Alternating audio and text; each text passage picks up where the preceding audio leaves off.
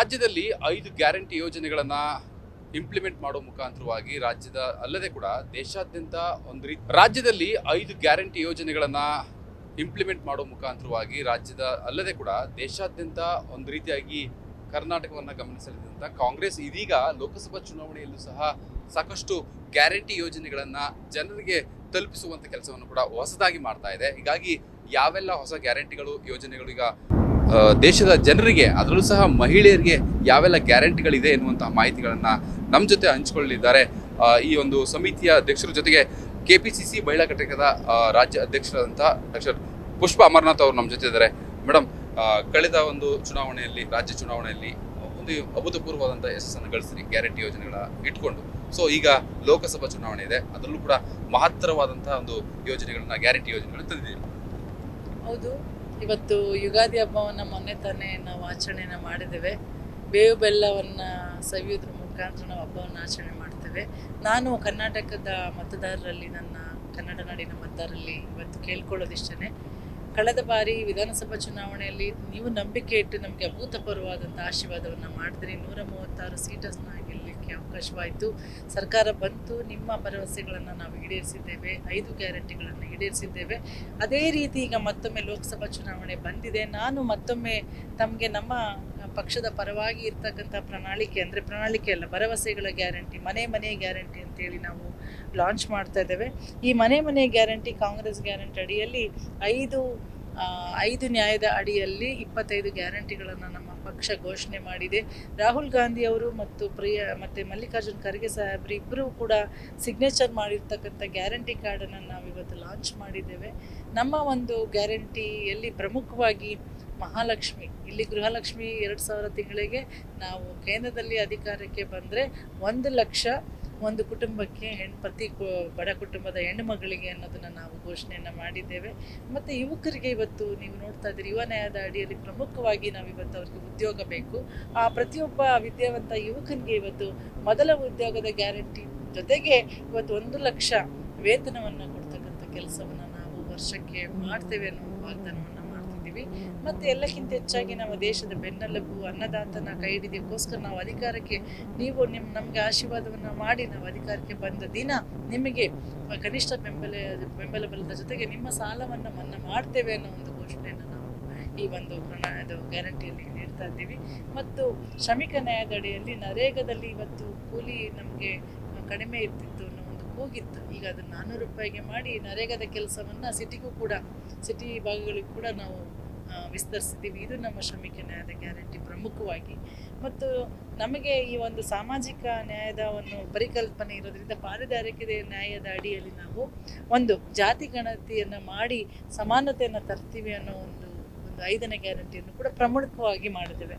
ಅದಲ್ಲದೆ 25 ಗ್ಯಾರಂಟಿಗಳ ಅಡಿಯಲ್ಲಿ ಇವತ್ತು 25 ಗ್ಯಾರಂಟಿಗಳನ್ನು ನೋಡಿದಾಗ ಮಹಿಳೆಯರಿಗೆ ಪ್ರಮುಖವಾಗಿ 50% ರಿಸರ್ವೇಷನ್ ಇರ್ಬೋದು, ಮತ್ತು ಆಶಾ, ಅಂಗನವಾಡಿ ಮತ್ತು ಗ್ಯಾರಂಟಿ ಯೋಜನೆಗಳು ಮಹಿಳೆಯರನ್ನ ಕೇಂದ್ರೀಕೃತವಾಗಿ ಮಾಡಿದಂತೆ ಕಾಣಿಸ್ತಾ ಇದೆ. ಎಲ್ಲರಿಗೂ ಮಾಡಿದ್ದೇವೆ ನೋಡಿ. ಯುವಕರ ನ್ಯಾಯದಲ್ಲಿ 5 ಗ್ಯಾರಂಟಿ, ಮೊದಲ ಉದ್ಯೋಗ ಖಾತ್ರಿ, ನೇಮಕಾತಿ ಭರವಸೆ, ಪ್ರಶ್ನೆ ಪತ್ರಿಕೆ ಸೋರಿಕೆಯಿಂದ ಮುಕ್ತಿ, ಕೆಲಸಗಾರರಿಗೆ ಸಾಮಾಜಿಕ ಭದ್ರತೆ, ಯುವ ಬೆಳಕು ಹೆಸರಿನಲ್ಲಿ ಯುವಕರಿಗೆ ನ್ಯಾಯ 5 ಗ್ಯಾರಂಟಿ. ಮಹಿಳಾ ನ್ಯಾಯದ ಅಡಿಯಲ್ಲಿ 5 ಗ್ಯಾರಂಟಿ, ಮಹಾಲಕ್ಷ್ಮಿ 1 ಲಕ್ಷ, ಅರ್ಧದಷ್ಟು ಜನಸಂಖ್ಯೆ 50% ರಿಸರ್ವೇಷನ್ ಹಕ್ಕು, ಶಕ್ತಿಗೆ ಗೌರವ, ಅಂಗನವಾಡಿ ಬಿಸಿಯೂಟ ಮತ್ತು ಆಶಾ ವರ್ಕರ್ಸ್ಗೆ ಡಬಲ್ ಸಂಬಳವನ್ನು ಮಾಡ್ತೀವಿ ಅನ್ನೋದು, ಮತ್ತು ಅಧಿಕಾರ ಮೈತ್ರಿ, ಸಾವಿತ್ರಿಬಾಯಿ ಫುಲೆ ಹಾಸ್ಟೆಲ್ ಜಿಲ್ಲೆಗೆ, ಇದು ಮಹಿಳಾ ನ್ಯಾಯ. ರೈತರು ಬರ್ತೀವಿ, ಕನಿಷ್ಠ ಬೆಂಬಲ ಬೆಲೆಯನ್ನು ಕೊಡ್ತೀವಿ ಮತ್ತು ಸಾಲ ಮನ್ನಾವನ್ನು ಮಾಡ್ತೀವಿ, ನೇರವಾಗಿ ವಿಮಾ ಪಾವತಿ ಖಾತ್ರಿಯನ್ನು ಮಾಡ್ತೀವಿ, ಸ್ಥಿರ ಆಮದು ರಫ್ತು ನೀತಿಯನ್ನು ತರ್ತೇವೆ ಮತ್ತು GST ಮುಕ್ತ ಕೃಷಿ ಕ್ಷೇತ್ರವನ್ನು ಮಾಡ್ತೀವಿ ಅನ್ನೋದೇ ನಾವು ರೈತರಿಗೆ ಕೊಡ್ತಕ್ಕಂಥ ಗ್ಯಾರಂಟಿ. ಶ್ರಮಿಕರಿಗಾಗಿ ಶ್ರಮಕ್ಕೆ ಗೌರವ, ಆರೋಗ್ಯದ ಹಕ್ಕು, ನಗರದಲ್ಲಿ ಉದ್ಯೋಗದ ಗ್ಯಾರಂಟಿ, ಸಾಮಾಜಿಕ ಭದ್ರತೆ ಮತ್ತು ಉದ್ಯೋಗ ಭದ್ರತೆಯನ್ನು ನಾವು ಶ್ರಮಿಕರಿಗೆ ಕೊಡ್ತಾ ಇದ್ದೀವಿ.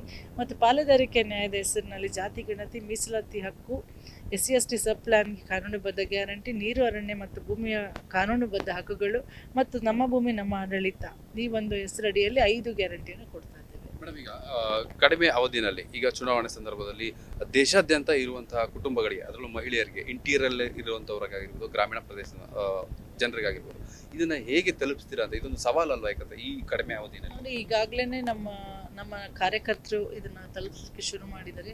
ಮಾಧ್ಯಮದ ಮುಖಾಂತರ, ಸಾಮಾಜಿಕ ಮಾಧ್ಯಮದ ಮುಖಾಂತರ, ನಮ್ಮ ಕಾರ್ಯಕರ್ತರ ಮುಖಾಂತರ, ಜನರ ಮುಖಾಂತರ ಇದನ್ನು ತಲುಪಿಸಲಿಕ್ಕೆ ಇಚ್ಛಿಸ್ತೀವಿ. ಅದಕ್ಕೋಸ್ಕರ ನಾನು ಇವತ್ತು ಪತ್ರಿಕಾಗೋಷ್ಠಿಯನ್ನು ಕರೆದಿದ್ದೆ. ಮಾಧ್ಯಮ ಇವತ್ತು ಬಲವಾದ ಅಸ್ತ್ರವಾಗಿದೆ. ಜನರಿಗೆ ವಿಚಾರಗಳನ್ನು ಏನೋ ಒಂದು ಸುಳ್ಳು ಸುದ್ದಿಯನ್ನು ಬಹಳ ಚೆನ್ನಾಗಿ ಜನ ಬೇಗ ತಲುಪಿಬಿಡುತ್ತೆ. ಅದು ಇಂಥದ್ದು ಒಳ್ಳೆ ಸುದ್ದಿಗಳನ್ನು ಕೂಡ ತಾವು ತಲುಪಿಸ್ತೀರೋ ಅನ್ನೋ ನಂಬಿಕೆಯನ್ನು ಇಟ್ಕೊಂಡು ನಾವು ಇವತ್ತು ಎಲ್ಲ ಕಡೆ ಪತ್ರಿಕಾಗೋಷ್ಠಿಯನ್ನು ಮಾಡ್ತೇವೆ.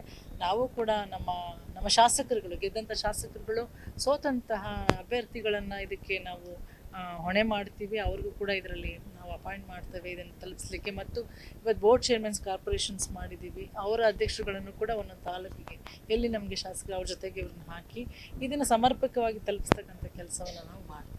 ದೇಶಾದ್ಯಂತ ತಳಮಟ್ಟದಿಂದಲೂ ಕೂಡ ಸಂಘಟನೆ ಮಾಡುವಂಥ ಕೆಲಸ, ಅಂದರೆ ಪ್ರಚಾರ ಮಾಡುವಂಥ ಕೆಲಸ ಈಗಾಗಲೇ ಡೈರೆಕ್ಷನ್ ಕೊಟ್ಟಿದೆಯಾ? ಹೌದು, ಈಗ ಆಲ್ರೆಡಿ ಶುರುವಾಗಿದೆ. ಈಗ ಆಲ್ರೆಡಿ ಕಾರ್ಡ್ ಬಂದು ನಮ್ಮಲ್ಲಿ ಯುಗಾದಿ ಇತ್ತು, ನಿನ್ನೆ ರಂಜಾನ್ ಇತ್ತು. ಹಂಗಾಗಿ ನಮಗೆ ಈದ್ ಇತ್ತಲ್ವ ನೆನ್ನೆ, ಹಾಗಾಗಿ ನಮಗೆ 2 ದಿನ ತಡ ಆಯ್ತು ಅಷ್ಟೇ. ಇವತ್ತಿನಿಂದ ಆಲ್ರೆಡಿ ಇವಾಗ ಕಾರ್ಡ್ ಬಂದಿದೆ. ಆಲ್ರೆಡಿ ಎಲ್ಲ ಕ್ಷೇತ್ರಗಳಿಗೆ ತಲುಪಿಸಿದ್ದಾರೆ, ಬ್ಲಾಕ್ ಅಧ್ಯಕ್ಷರಿಗೆ ತಲುಪಿಸಿದ್ದಾರೆ. ಇವತ್ತಿನಿಂದ ಚಾಲನೆ ಆಗಿಬಿಡುತ್ತೆ. ಕೊಡೋದು ಏನು ದೊಡ್ಡ ಕೆಲಸ ಅಲ್ಲ. ಒಂದು ಮನೆಗೆ ಕೊಡೋಕೆ ಹೋದರೆ ಅವರೇ ಬಂದು ಕೇಳಿ ತಗೊಳ್ಳೋ ಅಂಥ ಒಂದು ಪರಿಸ್ಥಿತಿ ಇವತ್ತು ನಿರ್ಮಾಣವಾಗಿದೆ. ಗ್ಯಾರಂಟಿ ಕಾರ್ಡ್ ಅಷ್ಟು ಯಶಸ್ವಿ ಆ ಕೆಲಸ ಮಾಡಿದೆ ಕಳೆದ ಬಾರಿ. ಈ ಸಲ ನಾವು ತಲುಪಿಸ್ತೀವಿ. ಗ್ಯಾರಂಟಿ ಯೋಜನೆಯ ಮುಖಾಂತರವಾಗಿ ಎಲ್ಲೊಂದು ಕಡೆ ಈ ಒಂದು ಚುನಾವಣೆಯ ಟ್ರೆಂಡು ಚೇಂಜ್ ಆಗಿದೆ ಅಂತ ತಮ್ಗೆ ಅನ್ಸುತ್ತಾ?